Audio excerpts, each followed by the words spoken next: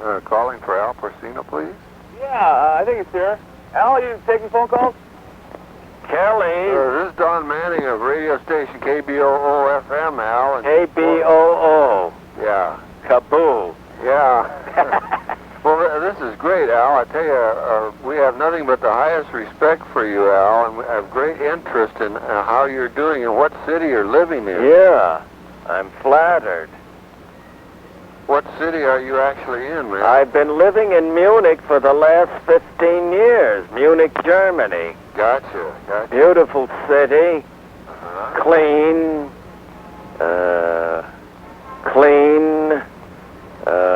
Safe.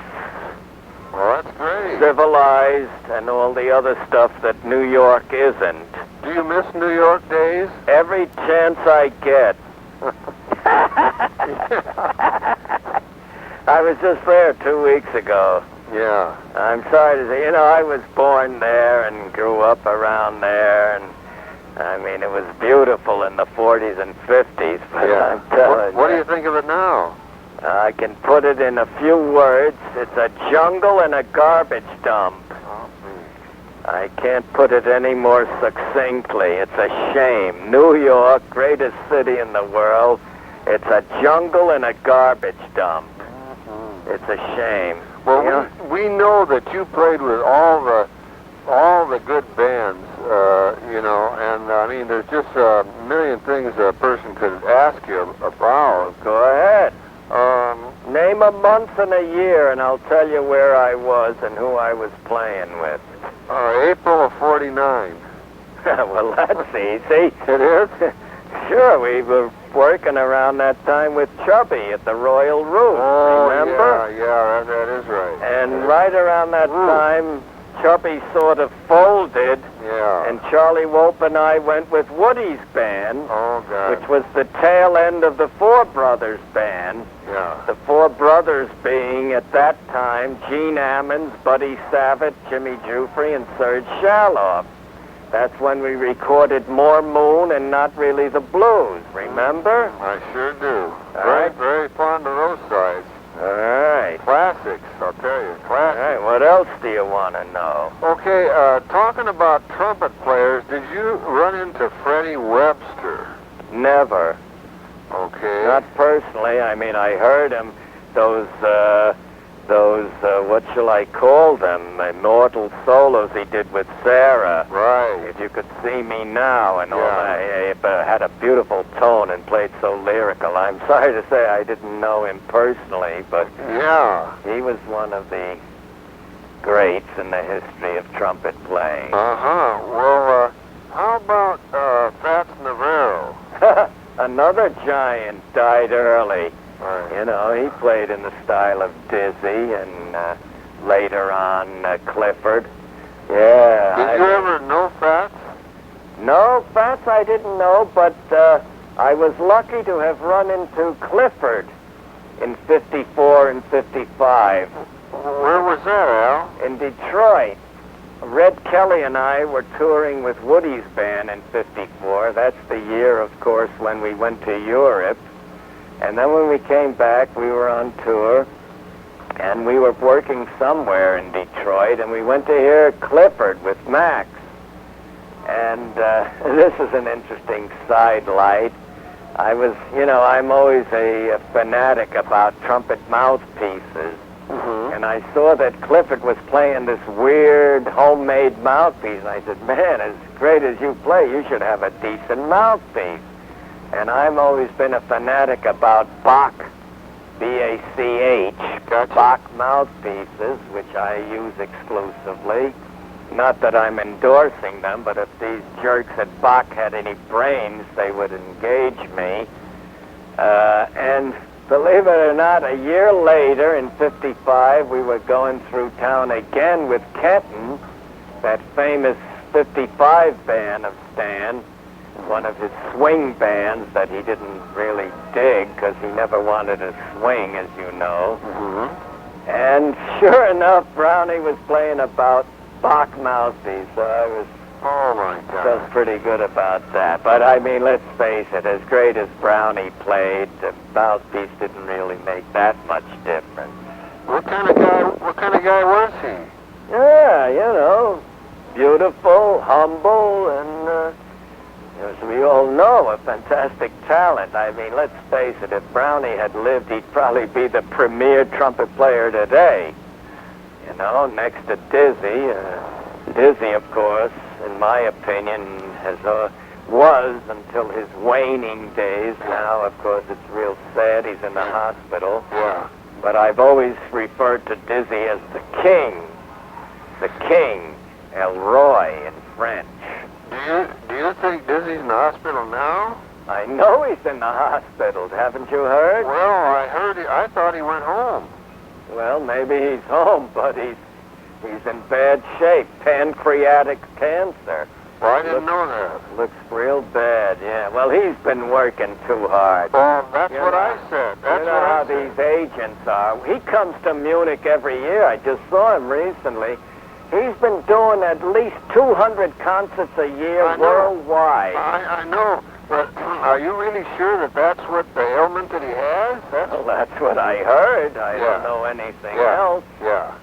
Sure. Do you know that we were talking about Clifford here, that he was killed in the accident, and it was 36 years ago in 2 hours. Yeah, didn't know that. Yes. But regardless, it was a tragedy. What a talent. Right. I mean, you can name other guys, like you say, Fats, Kenny Durham. Did you know him? Kenny, sure. I worked with him at the Apollo with Georgie Hall. Oh, boy. In 50 or 51, I got a picture of that show. Maybe I'll send you a copy of it. God. Georgie Hall put a band together for 1 week. Did you have a lot of fun? Well, of course, playing with the real cats. Sure, Kenny was a beautiful player. I sort of put Kenny in the same category as Conti Candoli. They played very similar. If you check them out, you'll see the similarity in their playing. Mm-hmm. Great harmonic sense, good time. You know, there's only a few players that really have that good time. Yeah. Guys like Sal Nistico and Conti. Yeah. You hear them in a group, and until they play, nothing much is happening. I got And you. the minute it comes their time to blow, all of a sudden the rhythm finds the slot.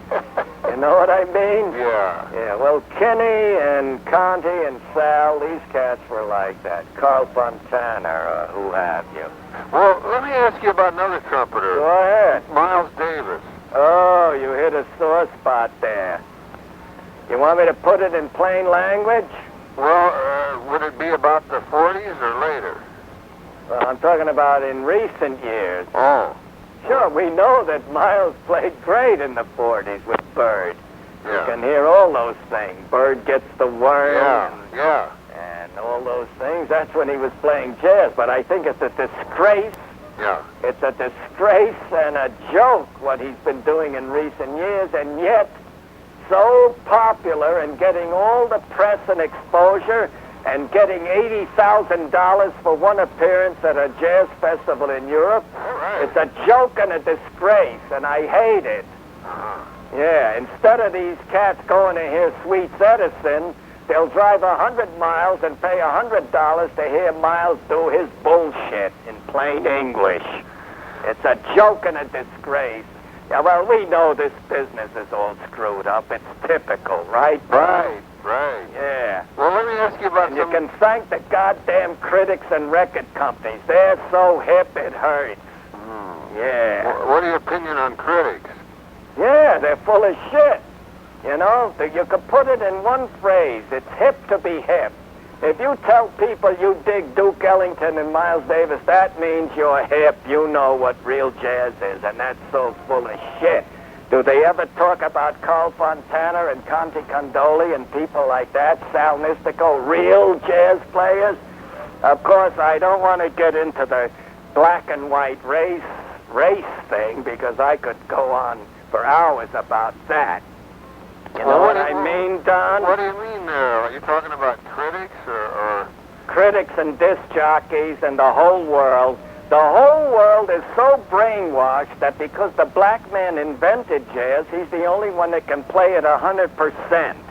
You know, I've seen it happen in jazz clubs and festivals all over the world. If there's a black cat on the bandstand with a horn in his hand, the audience is buzzing before he even plays one note, because they know that because the black man invented jazz, he's going to give you 100% jazz. Even if it's a joker like Pony Poindexter or Buddy Tate or Ernie Wilkins, these jokers, or Vic Dickinson, who can't blow his nose. But if a white guy is playing, they walk out of there, and maybe even if it was good, they still feel like it was maybe 70% pure jazz. The whole world refuses to accept, acknowledge, and support white jazz. You know, they've got all these groups nowadays that are hollering discrimination. You know, not just in the music, in all walks of life. You've seen it in the papers. And everybody's screaming discrimination. But the fact is that the most discriminated group of all is white jazz musicians. Just check your jazz record catalogs and on your jazz festivals. It's practically 90 or 100% black musicians. Well, they should be going by the music, shouldn't they? They should, but they don't. Exactly, Don. Well, how did this happen? How did it happen? You can thank guys like John Hammond and George Simon and Leonard Feather and all these guys that are so hip. And, well, not only them, it's the whole world. I've been traveling all over the world. I go to Japan, I walk into a club, there's a picture on the wall of Duke Ellington. He's God, you know? What the hell did he write? It was Billy Strayhorn that wrote Take the A Train and all the other great stuff. But Duke was a jiver. He knew how to charm the public with all his jive. And, I mean, his band, I'm sorry, was pretty ragged most of the time. They had their moments, you know. Well, it boils down to the whole world is so brainwashed that because the black man invented jazz, he's the only one that can give you 100% pure jazz. I mean, as far as I'm concerned, Sal Nistico was the hottest tenor man around, you know, but he never got his due. No. And a guy like Buddy Tate, for instance, he played second tenor with Basie 50 years ago, and he's coming to Europe every year on tour. He knows 3 chords. I can play as much jazz as Buddy Tate, but it boils down to the whole world is brainwashed. The black man invented jazz, and he's the only one that can play it. You know what I'm talking about? Or don't you see it that way? Well, I'm listening. I see. What are your feelings about it? Haven't you seen this discrimination? Well, my feeling is music should be judged from the music. Yeah, well, have you seen not any in the- discrimination? And not just some kind of folklore. Folklore? I Have think you that- seen any discrimination against white jazz musicians? I mean, my Well- wife does a little booking in Europe, and Yeah. she's had club owners tell her right to her face they only hired black jazz musicians. Is that a fact? Yeah, it's a fact. Well, I just told you before. Check your jazz record company catalog. See how many white cats are in that catalog. And then to add insult to injury, when they do mention any white cats, it's the exact cats we don't want to represent the white jazz. Jokers like Lee Konitz and Dave Brubeck. This is a joke, or Herbie Mann. Why don't they talk about the real blowers, Conti Cantoli? Would you let me ask you about 2 guys here? Go ahead. They happen to be white. Go ahead. They just happen to be white. Go ahead. Doug Metamy. One of the greats. One of the greats. Yeah. Did you know him? Of course I know him. He was one of the greats. Drank himself to death. Oh, he did. Well, what else? I'll drink to that. Just like Bunny Berrigan and Dick Spiderbeck. From Salt Lake. Yeah. And they're still talking about Louis Armstrong. Yeah, well, I loved Louis too, but shit, there's a lot of great white talent that has been around. You know what I mean? Even Harry James was a great talent. But Right. you don't see people talking about him. Oh, he was great. Right. Now, what about Don Fagerquist? Yeah, a good jazz player, not necessarily one of my favorites.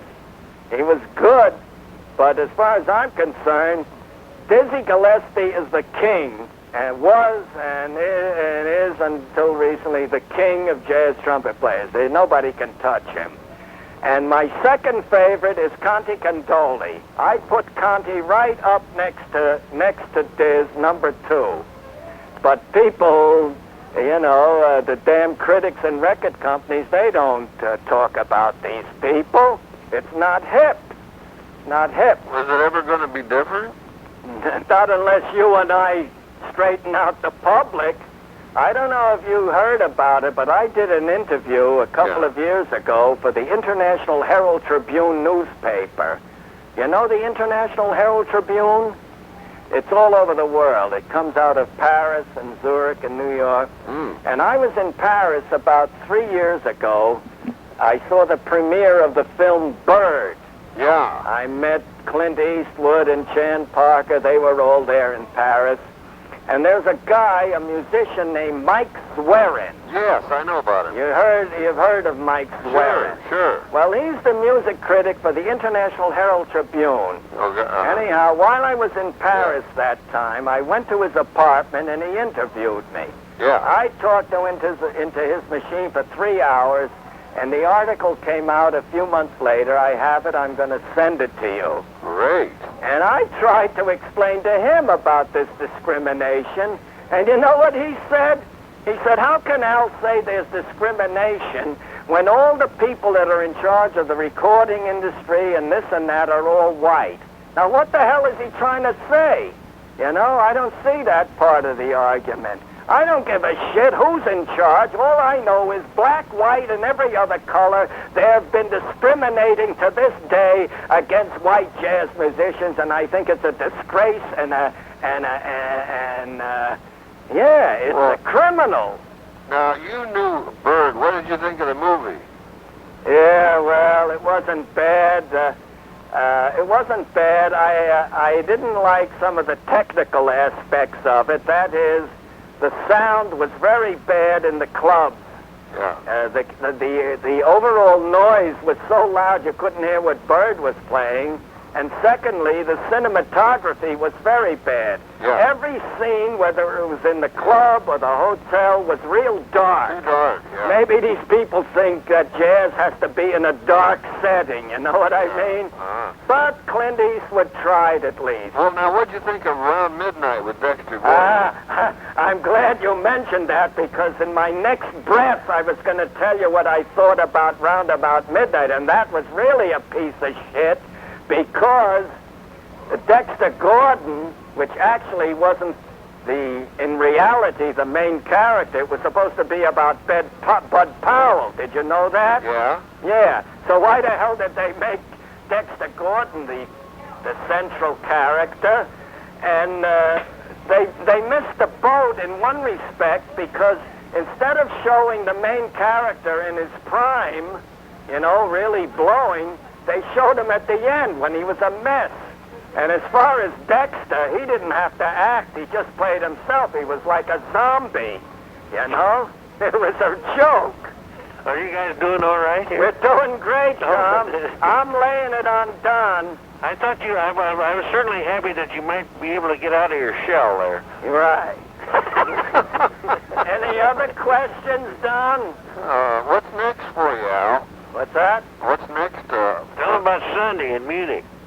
Well, no. Well, let me finish up with Don Swerin. Yeah, Mike. Can you believe this cat? Mike. And I've run into this all over. I was in New York a couple of years ago, and there's a guy there that does a jazz radio show. Maybe you've heard the name, Phil Schaap. Of course. Yeah, Phil Schaap. You know the name. I know him. He's on every morning from Columbia University doing bird flight. I know. Yeah, bird flight. He's Yeah. a bird fanatic. Well, Right. we all love birds. Sure, Right. I told him, why don't you do a special on Al Cohn, another great player? Anyhow, I've asked these guys like Mike Swerin and Phil Schaap and so many other people, I said, don't you see this discrimination? And I couldn't believe my ears when all of these guys say they don't see it. It's unbelievable. It's as clear as the nose on the front of your face. And they're saying they can't see this discrimination. Do you believe it, Don? Well, now, I must say in Phil's defense that Yeah?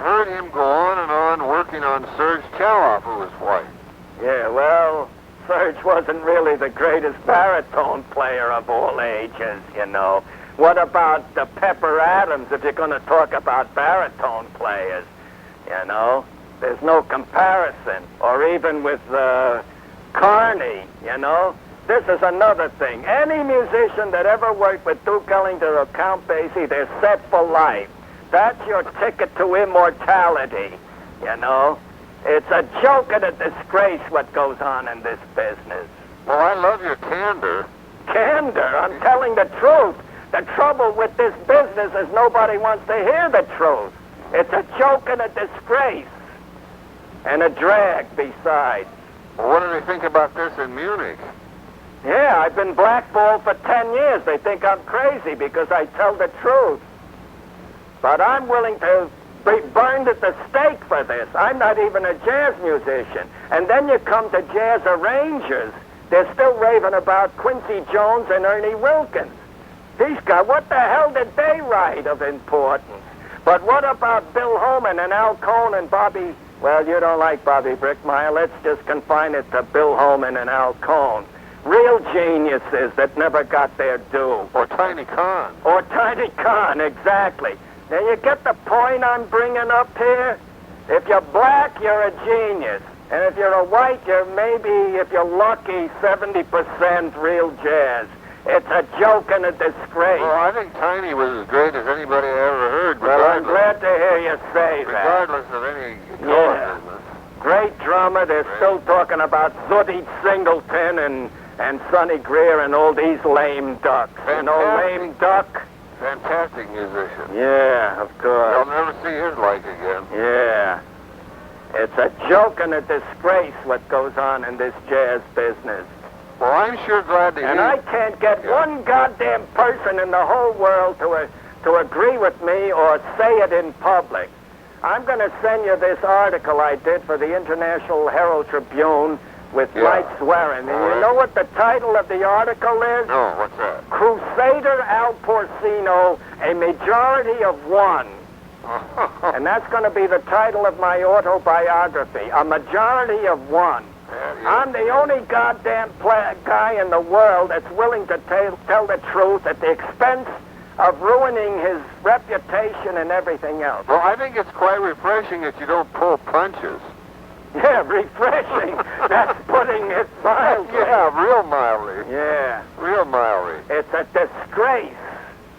It's a disgrace, and it's criminal what's going on. They're still talking about Al Gray and Vic Dickinson. These jokers couldn't blow their nose. When you got guys like Carl Fontana, probably the greatest jazz trombone player of all time. You see him getting any press? No. You see any record companies running after him? No. You see any of the big jazz festivals in Europe booking him? They're booking jokers like Ornate Coleman and Don Cherry and Anthony Braxton. No, I and can't. Archie Shepp. I can't and all these jokers. You know, it's true. I'll admit it. The blacks were the innovators. There's no question about it. But they also killed jazz in recent years with all their avant-garde and free bullshit. So there you are. Hey, Don? Don? Don? Yes. Are you there? Yes. Kelly wants to talk to you. I'm glad you caught Al in a good mood. Yeah, I'm in a good Right. mood, all right. I'm sure glad. I love you both. I just wanted to interject and then go straight ahead. Thank you, Mr. Kelly. All right, my That dear. was a terrific interjection. Well, give my love to your listeners. Well, And yours too, Don. By the way, are you going to broadcast this? without cut. You're kidding. Without any cut. Aren't you afraid of the reaction? I don't believe so. Well, good for you. Maybe I got one guy on my side finally. Well, I really appreciate a guy leveling with how he feels. Well, how do you feel about it? Oh, well, I think there's... Are you one of these guys that's a nigger lover? That thinks that because the black man invented jazz, he's the only one that can play it? Well, I'm not too crazy about phrasing it exactly that way. Yeah, I know what you mean. but Nobody's listen, got the guts to say the truth. That's the trouble around it. And the ironic part is, I've talked to so many of my colleagues, And they all say the same thing. Don't fight it, Al. You can't change it. Is that a beautiful attitude? How the hell are you going to change anything if you don't talk about it? Well, I really appreciate you, The Al. goddamn world is so brainwashed. Fans, critics, disc jockeys, record companies, festival people, because the black man invented jazz, he's the only one that can play it. Now, don't get the impression that I'm putting down black players. All my heroes are black also. As far as I'm concerned, Lester Young was the greatest tenor player of all time. You can have Coleman Hawkins and Chu Berry and all those lame ducks. Prez was 30 years ahead of everybody. And Dizzy and Bird and so forth. You know, Bud Powell. Bud Powell. Yeah, you're talking about, you were saying before, we should judge people on their talent and merit. That's all. Yeah, well, why the hell doesn't the whole world do it? Instead of when they see a black guy with a horn in their hand, they're already excited. But a white guy with talent could stand on his head and he wouldn't impress anybody. I think a lot of it would be considered propaganda. Propaganda? Well, whatever you want to call it, it's a joke and a disgrace what goes on in this jazz business. And then, like I said, to add insult to injury, the only white cats you hear about are jokers like Lee Konitz and Dave Brubeck and Herbie Mann. I mean, this really hurts, you know? Yeah. They don't talk about Conte Condoli and Sal Nistico and Carl Fontana, really great talents, you know?